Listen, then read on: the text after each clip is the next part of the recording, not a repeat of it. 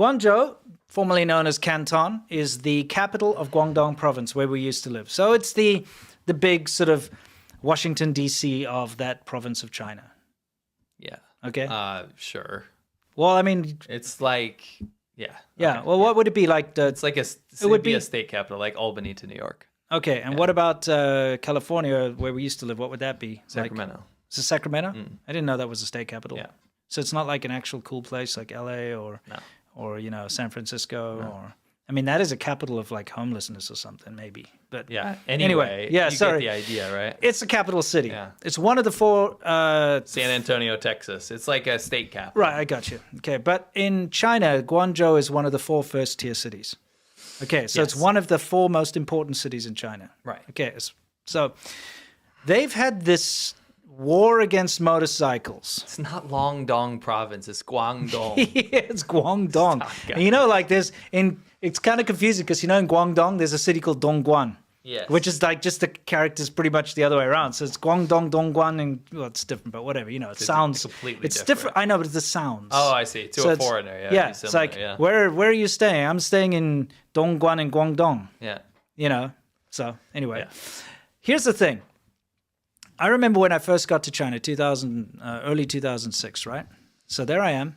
I went to Guangzhou, and they still had these like illegal motorcycle taxis. They'd made them illegal already since 2000. It was actually the first city to ban motorcycles. Yeah.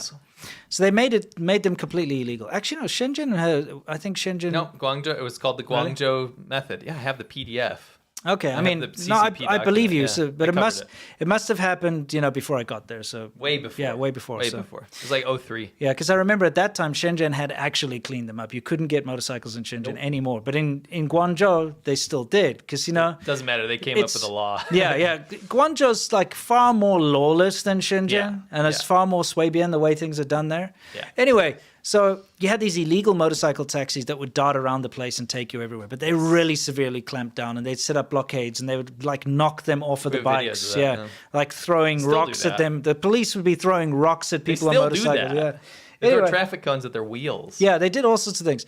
So they got rid of motorcycles, but there was kind of a loophole. When we used to go visit Guangzhou, remember, you used to, out of nowhere, you would see a lot of disabled vehicles. Yes. So when I say disabled, it's not like down vehicles. Yeah, the vehicles aren't disabled; they're for disabled people. Yes. And they were kind of like these 3-wheeled motorcycle scooter things, like a trike. Yeah, and they were orange. Yes. And it was weird because all of a sudden you'd see a lot of people that was disabled. So either they would hire disabled people to do this, or they'd pretend to be disabled. You get people with outside the train station. Yeah, exactly. They'd have like crutches on the side of it, but they'd never been used, type thing. And they're being used as taxis. Yeah, so they would be used as taxis, and I mean, come on, I went and through this. Yeah, how is a disabled person supposed to carry you as a taxi on the back of their disabled mobile, like their mobility scooter, basically? It was a racket. It was a racket because it was a way to get past the motorcycle ban. Yep. Because, sure, they banned all motorcycles, but then they couldn't ban disabled people's transport. Correct. Because otherwise they couldn't get around. Right. So they saw this as a loophole, and suddenly this like underground mafia taxi, disabled person taxi racket started.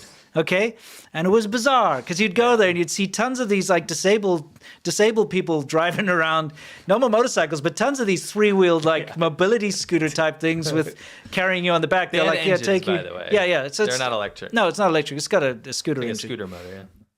Anyway, they kind of got rid of that now, and they've clamped down. E-bikes then became popular and they were legal for a while.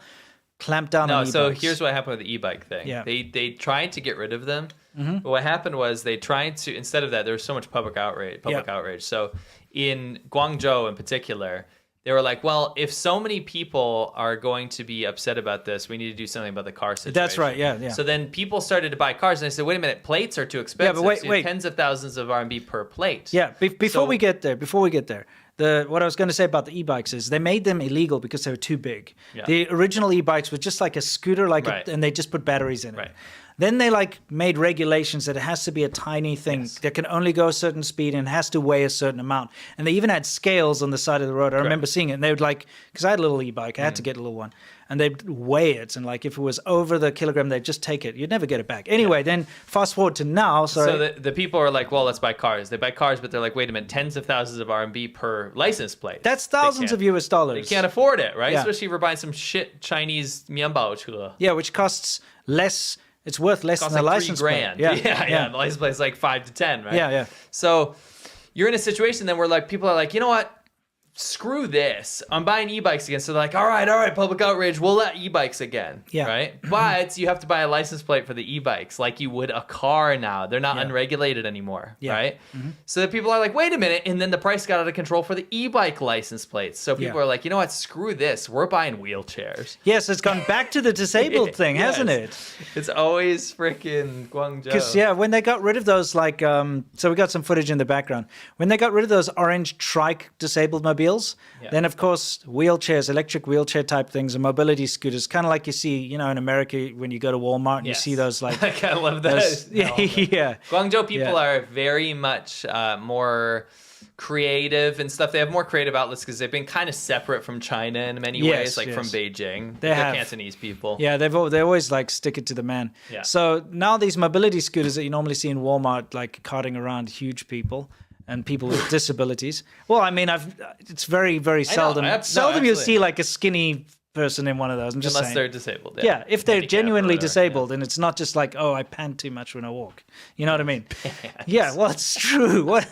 Anyway, so hey, you gotta like call it. Like, breathing hard. Yeah, it's like exactly. You're coming or just breathing hard. Anyway, so what's going on here is they get these mobility scooters, and of course they're not disabled, but because the law hasn't plated. Yeah, the law hasn't yet like come in where you have to register these things as vehicles. People are using these to commute to work. It's like a little revolution in Guangzhou.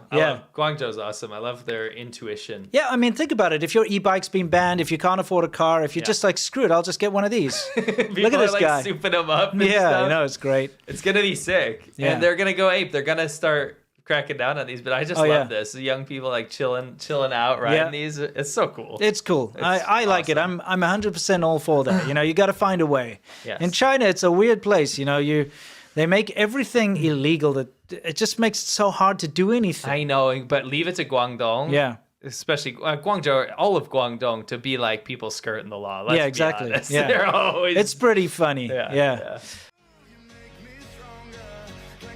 In China, people do not want to get involved in anyone else's problems because it might affect them. Yeah, they don't want to get sued. They don't want to be They just don't want their life to... They don't want to get up. She passed out from heat exhaustion. There are crowds there.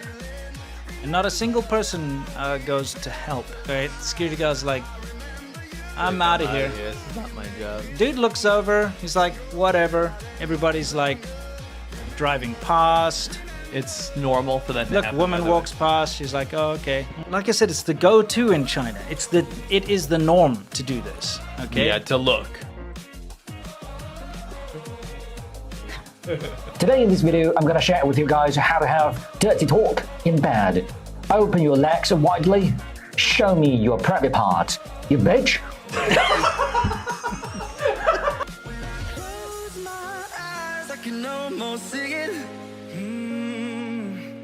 When I take a breath, you fill up my lungs. And if my mind